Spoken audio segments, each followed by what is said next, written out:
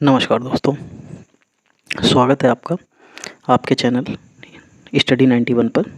ठीक है, अब आज जो हम लोग सामान्य हिंदी की क्लास स्टार्ट करते हैं। ठीक है, जो आपके आने वाले यूपी पीसीएल के एग्ज़ाम के लिए बहुत ज़रूरी है और आपके आने वाले यूपी के सभी एग्ज़ाम्स के लिए ये हिंदी बहुत ज़रूरी है। ठीक है, ये सेट पेपर है एक तरीके का, जहाँ पे हम लोग सिर्फ़ और सिर्फ ऑब्जेक्टिव क्वेश्चंस को सॉल्व करेंगे और जो आए हुए किसी न किसी पेपर में आए हुए ऑब्जेक्टिव क्वेश्चन हैं। ठीक है, चलिए क्वेश्चन नंबर 71 देखते हैं क्या है कि मत्सर शब्द का तद्भव रूप कौन सा होता है। देखिए, मत्सर का मतलब होता है मच्छर। ठीक है, तो उसका तद्भव रूप जो है, तद्भव मतलब मत्सर लिखा है, ये तत्सम लिखा है। तत्सम मतलब संस्कृत का शब्द लिखा हुआ है, संस्कृत के जैसा शब्द है। और तद्भव जो उसका नॉर्मल, तो उसका क्या हो जाएगा, मच्छर। ठीक है, देखिए मछली तद्भव शब्द का तत्सम रूप क्या हो जाएगा, मत्स्य हो जाएगा। मीत का क्या हो जाएगा, मित्र हो जाएगा। और जो मक्खी होगा उसका क्या हो जाएगा, मच्छिका हो जाएगा। ठीक है, चलिए क्वेश्चन नंबर 72 देखते हैं। फिर लिखा है 3 में न, ये लिखा है 13 में। ठीक है, 3 में न 13 में, इस लोकोक्ति का अर्थ क्या है। तो देखिए, ये लोकोक्ति जो कही जाती है कि 3 में न 13 में, यानी कि मतलब किसी काम में ही नहीं, यानी कि नगण्य, तुम्हारा कोई मतलब नहीं है, कोई अस्तित्व नहीं है। तो देखिए ये 3 नंबर इसका सही हो जाएगा। चलिए आगे देखते हैं क्वेश्चन नंबर 73। क्वेश्चन नंबर 73 है, प्रादेशिक शब्द में कौन सा प्रत्यय है। देखो, जो प्रादेशिक शब्द में जो प्रत्यय है, देखो वो क्या हो जाएगा, इक हो जाएगा। क्या हो जाएगा, इक हो जाएगा। जैसे प्रादेश, फिर उसके आगे इक लगा दिया तो प्रादेशिक हो गया। क्या हो गया, इक। तो इसका इक जो है प्रत्यय हो जाएगा। फिर सैनिक दिन रात युद्ध कर रहे हैं, इस वाक्य में दिन और रात जो मतलब दिन रात किस प्रकार का क्रिया विशेषण है। तो देखो, ये जो क्रिया विशेषण है ये किसका है, ये काल चक्र का, क्योंकि दिन जो है हमारा क्या बताता है, दिन जो है टाइम, जो मतलब समय को दिखाता है। और समय क्या हो जाएगा, वो काल चक्र को दिखाएगा, कालवाचक क्रिया विशेषण हो जाएगा। फिर लिखा है चंद्रायन जो है, चंदायन किस राजभाषा का कवि है, किस राजभाषा का काव्य है। देखो चंदायन जो है वो अवधी राजभाषा का काव्य है। किसका है, अवधी राजभाषा का काव्य। Sorry sorry. और देखो जो चंदायन पुस्तक की जो रचना थी वो मुल्ला दाऊद ने की थी। किसने की थी, मुल्ला दाऊद ने। ठीक है, चलिए क्वेश्चन नंबर 76 देखते हैं। पानी परात को हाथ छुओ नहीं, नैनन के जल सो पग धोए, इसमें कौन सा अलंकार है। ठीक है, देखिए जो इसमें जो अलंकार हो जाएगा वो हमारा जो आएगा अतिशयोक्ति, क्योंकि मतलब अतिशयोक्ति को मतलब होता है किसी की बात को बढ़ा चढ़ा कर बोलना। ठीक है, ये हमारा होता है अतिशयोक्ति। मतलब अतिशयोक्त होता है, अतिशयोक्त का मतलब ही होता है किसी चीज़ को बहुत बढ़ा चढ़ा कर बोलना। ठीक है, चलिए देखिए जो इसका जो अतिशयोक्ति अलंकार है क्या हो जाएगा, पानी परत को हाथ छुओ नहीं, नैनन के जल सो पग धोए। ठीक है, अतिशयोक्ति यानी कि मतलब कह सकते हैं नैनन के जल सो पग धोए, यानी कि उसके पैर जो थे वो नैनन के जल यानी कि आंसुओं से धोए थे। ठीक है, पानी परात को हाथ छुआ नहीं, यानी कि पानी जो है वो छुआ नहीं, और अपने आँखों के जो जल होता है यानी कि जो आंसू होते हैं उससे पैर धो दिया, यानी कि उसकी बहुत बात चढ़ा कर बोल दिया। ठीक है, चलिए 77 नंबर देखते हैं। 77 नंबर है, साथियों हार्दिक स्वागत है, इस वाक्य में कौन सा कारक है।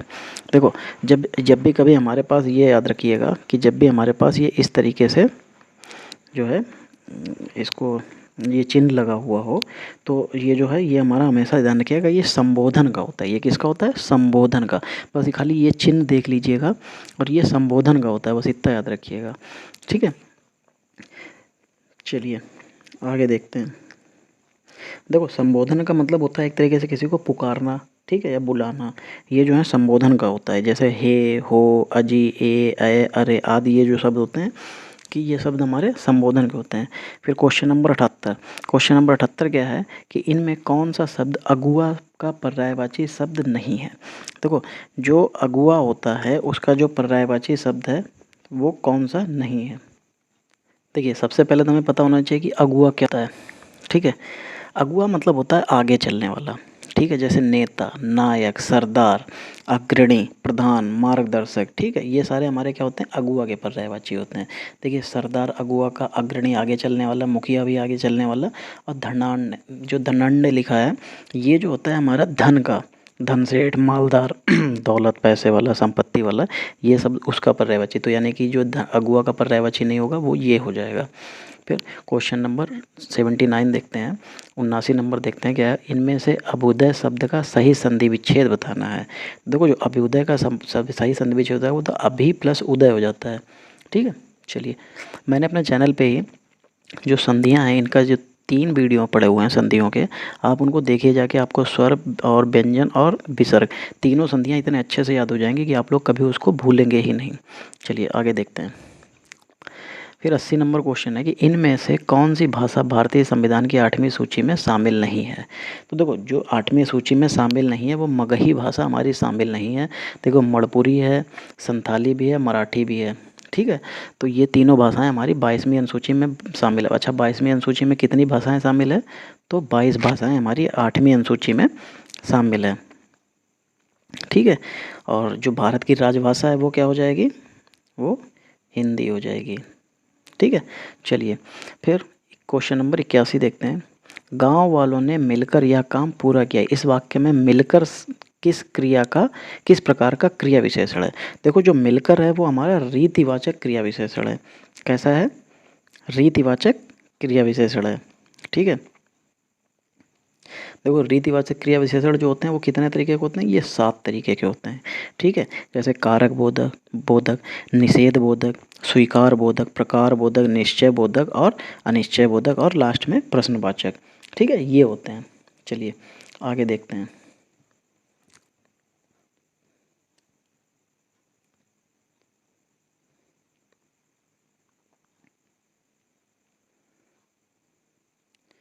चलिए फिर हमारे पास है अभिषेक का संधि विच्छेद पूछा है। देखिए ये जो अभिषेक होता है ये हमारा संधि विच्छेद जो है, एक सेकंड रुकिए। चलिए आगे देखते हैं।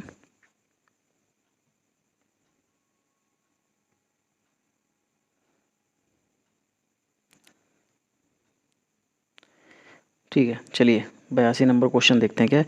जिस समास में पूर्व पद अव्यय होता है, ठीक है, जिस समास में पूर्व पद अव्यय होता है तो वह किस प्रकार का समास होता है। तो देखो जैसे हम इसको कैसे याद रखेंगे कि पहला पूर्व मतलब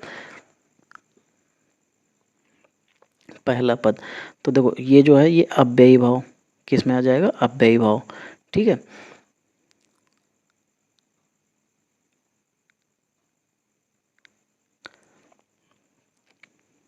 तो देखो इसमें क्या हो जाता है, इसमें किसी भी शब्द के आगे, जैसे दिन है, ठीक है, ये दिन है, इस दिन के आगे हमारा जो है अगर कोई शब्द लगा देंगे तो इस दिन का जो है मतलब चेंज हो जाएगा। जैसे इसके आगे अगर हम लगा दें प्रति, तो अब क्या हो गया, प्रतिदिन। तो अभी तक सिर्फ दिन था, अब प्रतिदिन हो गया, तो मतलब रोज होने वाली घटना प्रतिदिन। तो जो रोज होगा वो प्रतिदिन।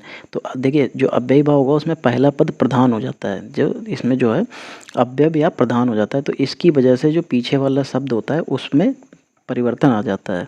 चलिए आगे देखते हैं। इनमें से किसका उच्चारण स्थान दंत है। ठीक है, देखिए मैंने जब अपने जो वर्णमाला वाला डाला था तो KTM 2, मैंने वहाँ पे एक ट्रिक बताई थी KTM 2। ठीक है, आप लोग मेरा जो है वर्णमाला और संधि वाले वीडियो पड़े हुए हैं, विस्तारित वीडियो पड़े हैं, आप लोग वहाँ पे देख सकते हैं। उसमें लिखा है कि KTM 2 का दंत स्थान। तो देखो K से कंठ, T से तालु, M से मूर्धान, D से दंत। तो D से यानी कि ये का, चा, फिर टा, फिर ता। तो ता वाला जो होता है वो हमारे दंत वर्ण में आ जाते हैं। तो किस में आ जाएंगे, ये दंत वर्ण कहाँ आ जाएगा, तीसरे वाले में। ठीक है, चलिए फिर आगे। इनमें से किन वर्णों को व्यंजन कहा जाता है। तो व्यंजन हमसे पूछा जा रहा है कि किन को कहा जाता है। तो व्यंजन कौन होते हैं, जिनका उच्चारण स्वरों के वर्णों की सहायता से किया जाता है, उन्हीं को हम लोग क्या कहते हैं, व्यंजन। ठीक है, जैसे का में क्या निकला, आ, खा, इसमें भी ऐसे गा, तो घा, ऐसे ही। तो ये सारे जो होते हैं हमारे जो स्वरों के, जो जिनका जिनका उच्चारण स्वरों के वर्णों की सहायता से किया जाता है वही हमारे व्यंजन कहलाते हैं। चलिए हिंदी में कुल कितने सर्वनाम हैं। ठीक है, देखो जो हिंदी में कुल सर्वनाम है उनकी संख्या 11 बताई गई है। कितनी, 11। ठीक है, कौन कौन से, जैसे पुरुषवाचक सर्वनाम, निजवाचक, अनिश्चयवाचक, संबंधवाचक, प्रश्नवाचक और उसके ये अच्छा ये सॉरी ये जो मैं आपको बता रहा हूँ ये 6 भेद हैं, ठीक है। और जो उसके कुल सर्वनाम जो हैं वो बताए गए हैं, जैसे मैं, चलिए मैं आपको यहाँ पे लिख देता हूँ, क्या, मैं, तू, आप, यह, वह, जो, सो, कोई, कुछ और लास्ट में कौन, क्या। ये हमारे 11 जो होते हैं ये सर्वनाम के जो हैं, कुल सर्वनाम है कितने हैं, ये 11 सर्वनाम हैं हमारे किसमें, हिंदी में, ठीक है। चलिए ठीक है, आप लोग इसको वीडियो को रोक के आप लोग चाहें तो इसे लिख सकते हैं।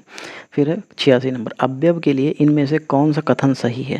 देखो जो अव्यव होता है ये क्या होते हैं, ये अविकारी होते हैं, ठीक है। जो अवयव जितने भी अवयव होते हैं वो सारे हमारे अविकारी होते हैं, तो इसलिए इसका पहला ऑप्शन सही हो जाएगा। चलिए क्वेश्चन नंबर 87 देखते हैं, निम्नलिखित में से कौन सा शब्द तत्सम है। देखो तत्सम, देखिए याद रखिएगा तत्सम को कैसे पता चलेगा कौन सा है। देखिए तत्सम में सा आता है और सा से क्या बन जाता है, संस्कृत, ठीक है।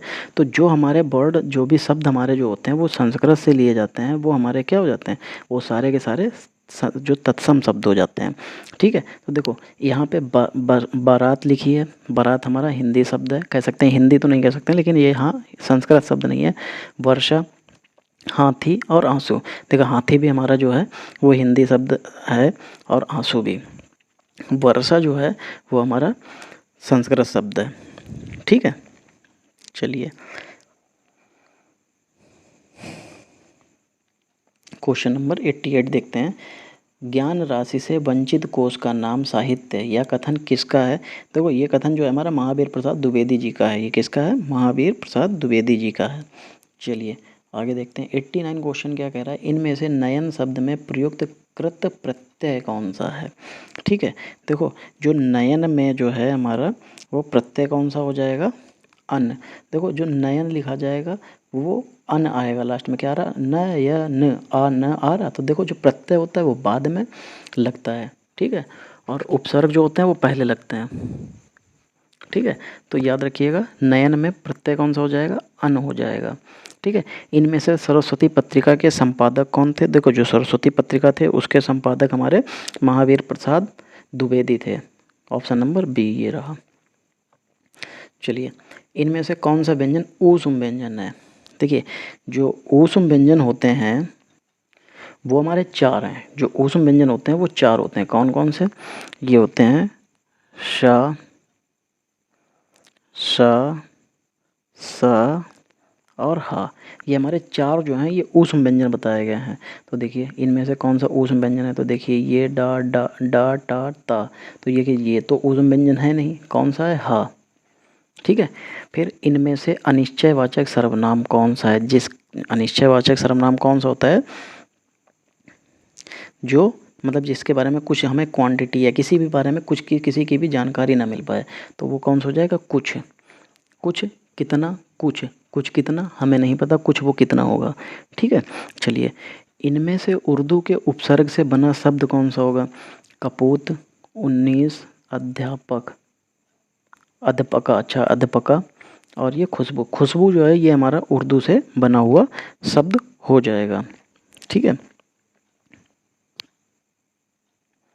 चलिए 94 क्वेश्चन देखते हैं, भक्ति काल को हिंदी साहित्य का स्वर्ण युग इनमें से किसने कहा है। देखो जो भक्ति काल का जो स्वर्ण युग है ये हमसे कहा गया था, श्याम सुंदर दास ने ये बात कही थी कि भक्ति काल को हिंदी का साहित्य का जो है स्वर्ग युग जो है श्याम सुंदर दास जी ने कहा था।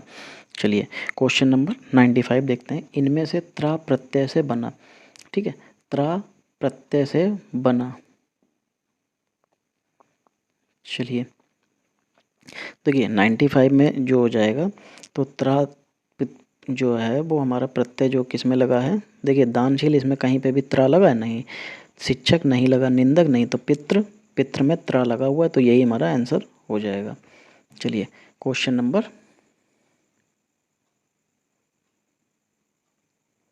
96 देखते हैं, देखिए ये हिंदी के पूरे आपको 55 क्वेश्चंस कराए गए हैं, जो कि आपके यूपीपीसीएल में जिस पैटर्न पे जैसे आ रहे हैं वही पूरे आपके 55 क्वेश्चंस कराए जा रहे हैं। चलिए क्वेश्चन नंबर 96 देखते हैं क्या है। अभिषेक का सही संधि विच्छेद। देखिए जो अभिषेक का जो सही संधि विच्छेद है वो अभि और प्लस सेक होता है। क्या होता है? अभि और प्लस सब्जी वाला सा और केक। ये हमारा व्यंजन संधि में जाता है। किस में जाता है? व्यंजन संधि में। तो देखिए इसका क्या हो जाएगा? अभि प्लस सेक, ये हो जाएगा। वह पब्लिक के हाथों मारा गया, इनमें कौन सा कारक है? तो वो जो इसमें कारक हो जाएगा वो करण। ये पब्लिक के द्वारा मारा गया, या कह सकते हैं कि वह पब्लिक के हाथों मारा गया। ठीक है, तो इसमें क्या होता है, सॉरी, देखो इसमें क्या होता है, जब भी कभी कोई काम होता है वो किसी दूसरे के द्वारा पूरा किया जाता है। तो इसमें किसके द्वारा किया जा रहा है? पब्लिक के द्वारा। तो इसमें कौन सा कारक हो जाएगा? करण कारक हो जाएगा।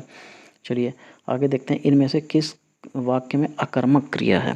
देखिए जो अकर्मक क्रिया होती है वो, देखिए जो अकर्मक क्रिया होगी वो क्या होती है, वो उसमें पूरा जो काम करने का जो, ये कह सकते हैं कि जो फल होता है वो कर्ता पर पड़ता है। जो भी काम किया गया है उसका जो फल होगा वो कर्ता पर पड़ेगा, उसमें अकर्मक क्रिया होती है।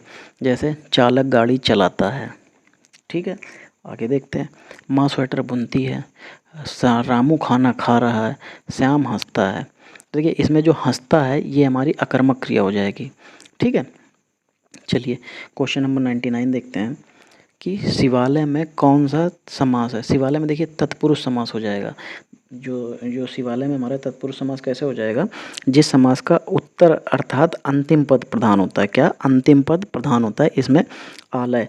ठीक है, तो इसमें अंतिम पद कौन सा? आलय। उसे हम लोग क्या कहते हैं? तत्पुरुष समास कहते हैं। ठीक है, चलिए आगे देखते हैं। देखिए तत्पुरुष समास जो है, हाँ, इसी के शायद 8 भेद बताए गए हैं। कितने भेद बताए गए हैं? 8 भेद होते हैं तत्पुरुष समास के। कितने भेद होते हैं? 8 भेद। कौन से? जितने कारक होते हैं वही तत्पुरुष समास के सारे भेद होते हैं। ठीक है, चलिए क्वेश्चन नंबर 100 क्या है, मेरी बहन 10वीं कक्षा में पढ़ती है, इस वाक्य में 10वीं शब्द में कौन सा विशेषण है। तो 10वीं शब्द में देखिए ये 100 क्या है, 100 बता रहे, ये 10 क्या है, ये संख्या है, तो ये संख्यावाचक विशेषण हो जाएगा। चलिए आगे देखते हैं,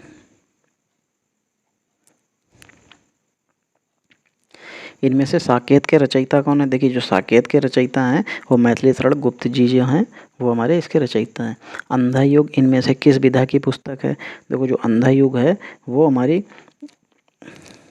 गीत नाट्य, ये किस ऑप्शन में दे रखा है, देखिए चौथे ऑप्शन में दे रखा है, ये इसका सही आंसर हो जाएगा। चलिए इनमें से कौन सा शब्द पुल्लिंग है। देखिए मैंने इसके लिए आपको बहुत अच्छे से बताया कि आप शब्द को यूज करके देख लीजिए, अगर वो पुल्लिंग की तरह यूज हो रहा तो वो पुल्लिंग, अगर जो है स्त्रीलिंग की तरह यूज हो रहा तो स्त्रीलिंग है। देखिए पूड़ी खाई जाती है या पूड़ी खाया जाता है, तो जाता तो नहीं होता, तो यानी कि ये तो स्त्रीलिंग हो जाएगा। खीर खाई जाती है तो ये भी स्त्रीलिंग। रोटी खाई जाती है।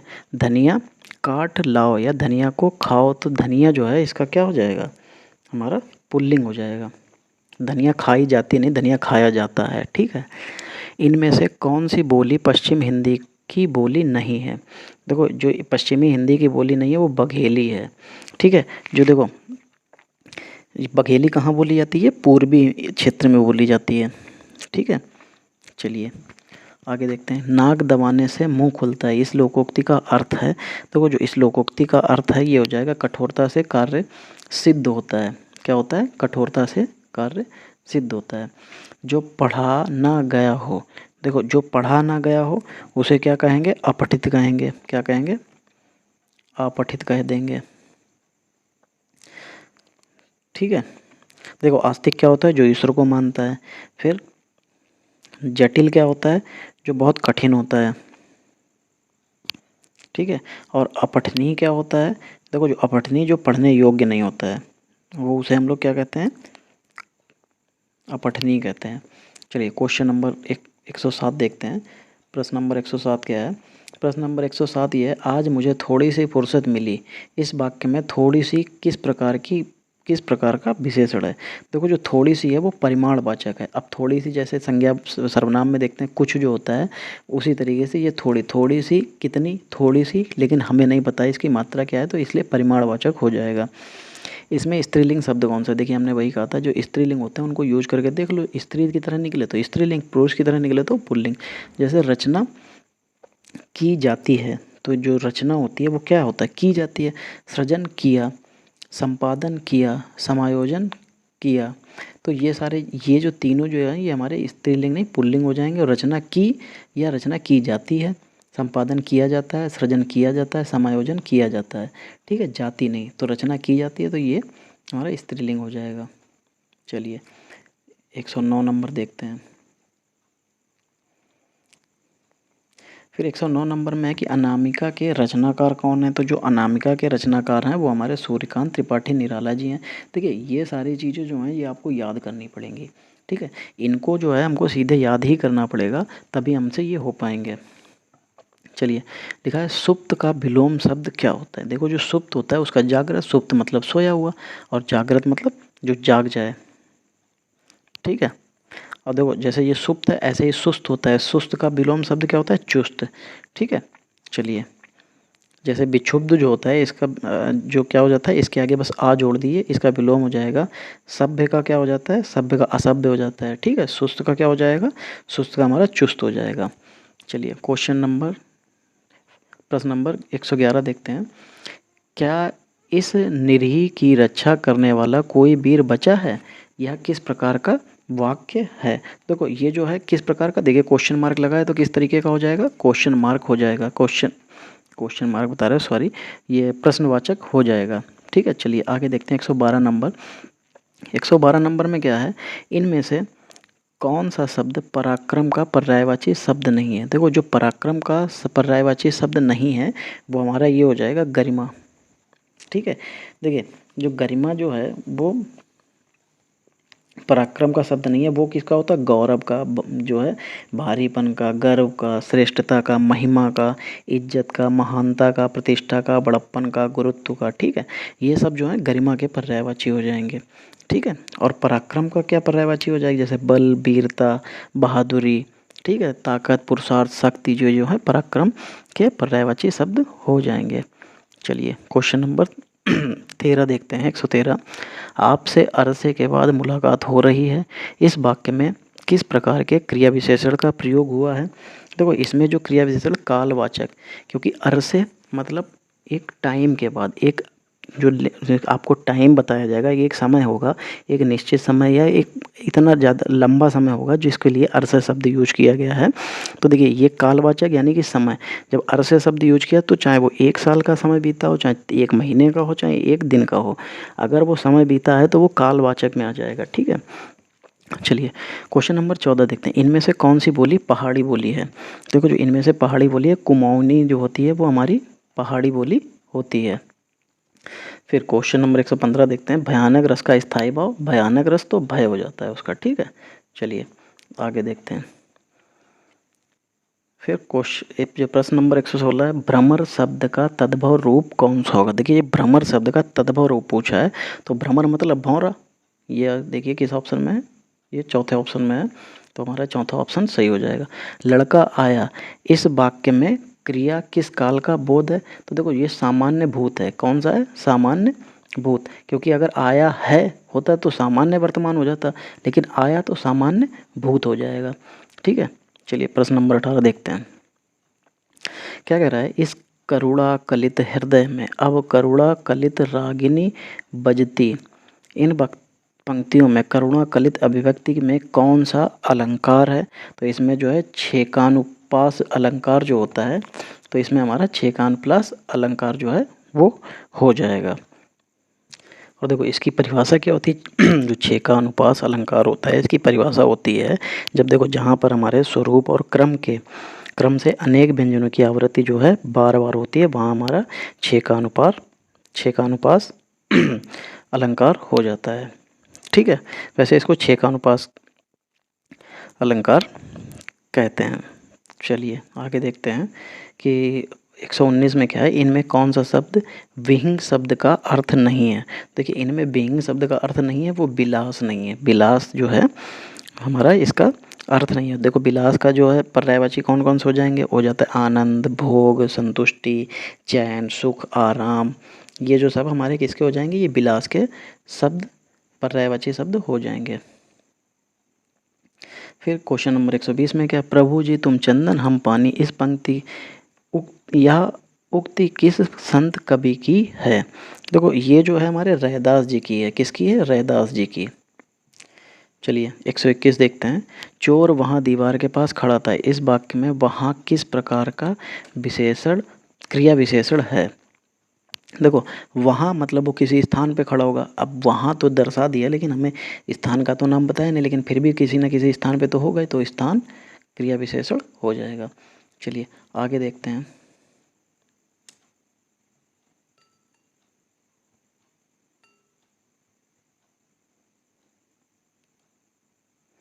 चलिए क्वेश्चन नंबर 122 क्या है, अघोष अल्प प्राण व उदाहरण। अघोष और अल्प प्राण का उदाहरण कौन सा है। तो देखिए जो अघोष और अल्प प्राण का जो उदाहरण है वो हो जाएगा का। कहाँ पे है, ये चौथे ऑप्शन में है। अच्छा अघोष जो है होते क्या क्या हैं। देखो अघोष जो होता है वो हमारा पहला और दूसरा व्यंजन जो है वो हमारे अघोष होते हैं। ठीक है। और देखो जो अल्प प्राण होते हैं वो कौन कौन से होते हैं, वो होते हैं पहले, तीसरे और पांचवें, ये हमारे अल्प प्राण होते हैं। देखिए अघोष में भी छोटा आ रहा है, छोटा हमारा स्टार्टिंग करता है, यानी कि पहला शब्द पहला वर्ण होता है, तो इसीलिए देखिए पहला और दूसरा। ठीक है, ये अघोष में होगा। फिर अल्प प्राण, देखो इसमें भी छोटा आ रहा, तो यानी कि पहले से स्टार्ट होगा और 3 5 हो जाएगा। फिर अघोष की जगह पे जब घोष हो जाता है, ठीक है, अघोष और सघोष होते हैं। ठीक है, तो सघोष कह लो या घोष कह लो। तो अब बचा कौन सा, इसमें देखो सघोष में तो आ नहीं है, तो यानी कि अब कौन कौन से हो जाएंगे, 3 4 और 5, ये हमारे सघोष हो जाएंगे। इसमें क्या क्या हो जाएगा, अब महाप्राण कौन कौन से हो जाएंगे, 2 और 4, ये हमारे महाप्राण हो जाएंगे। ठीक है, तो देखिए यहाँ से हमको ये समझ में आ गया कि जो हमारे अघोष हैं वो कौन कौन से होते हैं। तो देखो जो अघोष हो जाएंगे वो पहला दूसरा हमारा अघोष हो जाएगा, पहला और दूसरा व्यंजन। फिर हमसे क्वेश्चन नंबर 123 क्या है, आंसू कविता के कवि कौन है। आंसू कविता के कवि हमारे जयशंकर प्रसाद जी हैं। चलिए आगे देखते हैं। फिर लिखा है अरे, है, ए, ओ इत्यादि किस प्रकार के अव्यय। देखिए ये मैंने आपको पहले भी बताए थे। ये वहाँ पे मैंने जो वो संबोधन कारक था वो कारक में आते हैं, और यहाँ पे ये जो हैं ये हमारे जो हो जाते हैं, ये किस तरीके के हो जाएंगे, ये हमारे सब आश्चर्य बोधक में। जैसे ए क्या हो गया, अरे क्या हो गया, ओ अच्छा, तो मतलब ये आश्चर्य को हमको दिखाते हैं। ठीक है। फिर लता मंगेशकर गाती हैं, इस वाक्य में क्रिया किस काल का बोध कर रही है, गाती हैं।